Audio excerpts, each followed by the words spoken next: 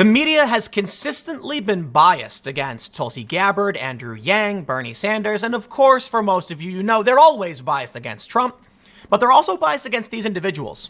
And I think it's fair to point out all of them, including Trump, they're all outsiders. Now, I'll be honest, Trump, he's bombastic. He makes it easy for them to go after him, albeit a lot of what they say is just outright unfair. Andrew Yang, on the other hand, hey, he's a Democrat. They should support him. Tulsi Gabbard, what about her? Bernie Sanders, he's really popular. No, they all get the short end of the stick. They're all routinely smeared, lied about. Now, admittedly, I think Bernie gets like the least of it, but he does. The media is absolutely biased against him. They prop up Warren and Biden way more than Bernie. But Andrew Yang, Tulsi Gabbard, well, I think Tulsi gets it the worst out of the Democrats. Trump gets it the worst out of everybody. But there's absolute, man, I got to tell you, as somebody who's a staunch critic of the media, man, I felt, and it was a wonderful high when I saw these tweets from Andrew Yang, who just nuked MSNBC from orbit. He said, they think we need them, we don't. Bravo, good sir, bravo. Now look, Trump rags on the media all the time, and there is some satisfaction in that. I can't stand the lies. But to now see, you know, we've had, to have all of these people come out now saying straight up, Andrew Yang saying, I'm not going to go on your channel anymore. I don't need to. We don't need you. That's right. The old guard is on the way out. Let's read this story. I'm sorry. I'll read his tweets, and then I've got a story for you.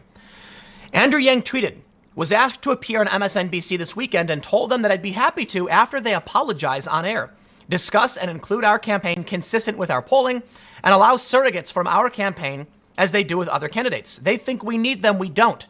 They've omitted me from their graphics 12 plus times, called me John Yang on air, and given me a fraction of the speaking time over 2 debates despite my polling higher than other candidates on stage. At some point, you have to call it. The whole time we have gotten stronger. This is actually bad for MSNBC. It will only get worse after I make the next debates and keep rising in the polls. The people are smarter than MSNBC would like to think. If you'd like to fuel our message and make sure we reach people, and he calls for a fundraiser. So if you like Yang, I've donated to Yang in the past. I like the guy. I don't think he's going to win. I'm a realist, not an idealist, but I do like the idea of having him on stage, talking about these issues, and Yang has improved dramatically. So I'll tell you what, Trump's criticisms of the press only go so far. They treat him like another, and it's meaningless to many Democrats. But what do you think happens then when a Democrat, granted, I know he's not a politician, but he's running as a Democrat, comes out and says, MSNBC thinks y'all are dumb. We don't need them. Bravo, good sir.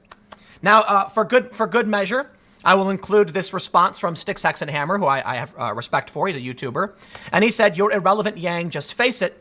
Pretending to be persecuted when you're running in a distant 6th place is pretty cringe. I disagree, good sir Sticks. Andrew Yang is likely not going to win. I can respect that. But come on, man. The media is biased, and we all know it. Okay, you don't got to be a fan of Yang. That's fine. But this is not made-up persecution. This is the media towing the line for the establishment every step of the way. Now, they give Bernie some slack, but they do leave him out of graphics, too. They're clearly trying to prop up the crony establishment players. After the years of complete insane BS from MSNBC having to do with Russia nonsense, I welcome any and all individuals to drop the hammer and nuke them from or nuke them from orbit. But I'll tell you what, to have someone like Yang, who has a lot of Democratic support, not the most, 6th place, fine, but a lot of people on the left are following him. And when he says this, it means something. They're not going to listen to Trump, right? Trump supporters will listen to him. Maybe a lot of independents will listen to Trump. But Yang's going to capture a lot of that Democrat audience when they're getting angry now how the media is full of it. So that brings me to the next story. Why the media dislike Andrew, Tulsi, Bernie, and Marianne. This is from Crystal Ball. Crystal Ball is a former MSNBC personality who calls it like it is. I have tremendous respect. I believe this would happen. She was on Bill Maher, and she said MSNBC has done a ton of damage to the Democratic Party by pushing the insanity, or to the left, I should say. I'll frame it the way I would like to frame it. MSNBC has done irreparable damage to the left in this country. By pushing the insane Russiagate nonsense, they have created a network of individuals who believe crazy conspiracy theories. And guess what? You now have high-profile personalities who are convinced Russia, lurking around every corner. Putin in my tool shed. He's coming. Everything's Russians. And it's fake news. And it's certainly not MSNBC who's the only player doing this. But there are tons of other channels that do this as well. Let's read this story and see what Chris has to say about why the media is biased against him. But I want to do something special for this video. There is a comic book called Snow White Zombie Apocalypse. This is not a sponsored spot. I am doing this of my own volition because the individual, Brent Langle, I hope I'm pronouncing your name right, who wrote this, well, he's actually someone who disagrees with me quite severely politically. We argue all the time on Facebook, and we really disagree. I'd call him a leftist, but I think he would reject that, but I think he's an anarchist. Anyway, he said to me that I'm pushing Republican talking points, that I'm wrong, tribalism, all that stuff. But I'll tell you what, we may be people who completely disagree politically, but I checked out his comic book, Zombie Apocalypse, Snow White Zombie Apocalypse, because I like zombie apocalypse content, and I thought it was an interesting take on it, and it was pretty good. It's I don't know, it's not the biggest comic book in the world. It's not like a novel or anything, but it's a comic book. It was fun and funny, and it's like, I don't want to give away too much of it, but the reason I'm shouting this out is because when it comes to politics, too much of too many of us assume that we all hate each other because we disagree. And so I thought it would be relevant to do a shout out for him just because, you know, it's a sign of respect. The content is good. And this is something that I think when it comes to, I don't know, zombies and like entertainment, this is the kind of stuff that brings us together. It's a commonality. We enjoy this content. Politics should be secondary for the most part. But so check it out. I'll put the link in the description. I wanted to do this because too much of our political rhetoric, as I stated, is us at each other's throats. When in the end, it's like, man, can't we just crack a beer and talk about zombies and stuff and have a good time? And so I wanted to do that as kind of a sign of respect and, you know, something more unifying and more upbeat. And I thought it was relevant to this video because I think the issue of media bias against Andrew Yang, Tulsi Gabbard, Bernie, and Marianne is something that Trump supporters absolutely can empathize with. And I've made that point so many times that, like, as someone who's a fan of Tulsi, seeing her be attacked by Hillary Clinton and smeared in the press, the meme that came up when this happened was the James Franco in the noose looking over, and it says, like, when Tulsi is smeared by the media, and he looks over, he's like, first time. Like, Trump supporters know exactly what it's like. So I thought it would be cool to do a shout out for his content. If you think it's a cool, you know, check it out. In no way was I paid for this. I'm just trying to make it like, you know what, man, Crystal Ball is like a Bernie supporter. She's pretty on the left. And we probably disagree on a lot of policy issues, but I think if we can come together around our shared experiences and what we enjoy, man, things will be better. And this is where we can get Crystal Ball on principle calling out the media for their BS. She says CNN recently displayed a curious graphic. It looked ordinary enough, a listing of top Democratic presidential candidates in a new national poll, but with a glaring omission. The graphic listed what appeared to be the top 6 candidates, except it didn't get it quite right.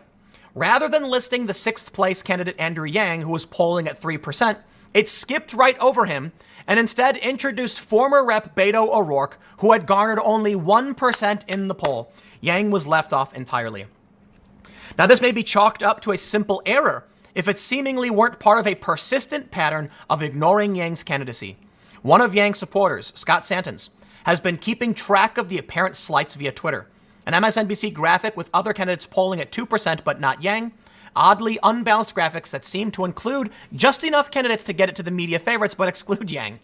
As Axios recently pointed out, Yang is 6th in the polling average, yet 14th in terms of the number of articles written about his candidacy.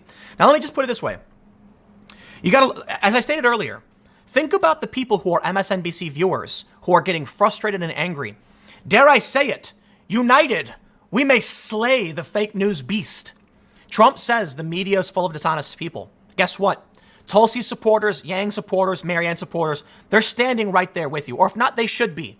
Okay? It's not about whether or not Trump is good or bad or you like the president or not. It's about the fact that he's telling you the truth. The establishment corporate media players exclude the people we want to hear from. Andrew Yang, Tulsi Gabbard, may not be the best, certainly not perfect, probably not going to win. I don't care. Play by the rules. We are all doing what we think is right. And so when I see, I actually even like Marianne. I donated a couple bucks to her, and I'll tell you why. Marianne tried so hard to avoid orange man bad narratives. She tried being positive, and man, did they push her out quick. They don't like any of these people. They don't like Bernie. Bernie's not your crony establishment Democrat, though I definitely see, in my opinion, I think he's trying to be, so I'm not. I like Andrew Yang and Tulsi and Marianne. Bernie, I do like, but I'm sorry. Bernie's done, he endorsed Hillary. He's done too much. I'm not going there. But I think I hope this video resonates with everybody, and that's kind of the point. That's why I want to do the shout out for the comic book. I want to say to those on the left, listen, man, whether you view yourself as someone on the left or not, or on the right, whatever, the media is being run by corporate interests. It's always been the case. Not always, but more recently. Back during Occupy, we knew the media was biased against the activists on the left. Why did that change? That shouldn't change. If you're a fan of these individuals, you got to recognize how the media is playing games. If you're a Bernie supporter, how could you disagree when Trump says the press is the enemy of the people? I know that's a bit hyperbolic. I don't like Trump saying that. But come on, to a certain degree, you recognize while Trump may be exaggerating and a bit bombastic, he's not lying when he says the media is full of dishonest people, man. They keep Yang out, they keep Tulsi out, they keep Bernie out, they keep Marianne out. If all of these individuals got all of his supporters together with Trump supporters and they said enough to the media, maybe we could actually do something. I don't know, though. I don't know. Hopefully you get the point. If you like the video, consider sharing it. And maybe we can spread this message that there are enough people on the left who know the media is trying to shut them out, but they can't. Not if we're all pointing it out. You don't got to be a fan of Bernie. I criticize him. I'll criticize Trump. But I can recognize that with Bernie supporters, Trump supporters, Tulsi supporters, Andrew, whatever, putting our hands together and saying enough, we could probably make a difference. Imagine this. Imagine if Trump said, I'm not going to do debates with the mainstream media. And he went to alternative platforms. He went to sites like The Hill that are willing to defend these candidates. And he actually engaged with these other candidates. Imagine what would happen if Donald Trump said, imagine if Biden wins the primary and Trump says, I'm not going to debate him, but I will debate Yang. Biden will drop in the polls so fast because Trump has that power. People want to see what Trump's going to say. They don't care about anybody else. Trump could easily push the media out. We don't need them. If we all came together, we could take this away from the crony establishment. I'll leave it there. Stick around. I got a couple more segments in a few minutes, and I will see you all shortly.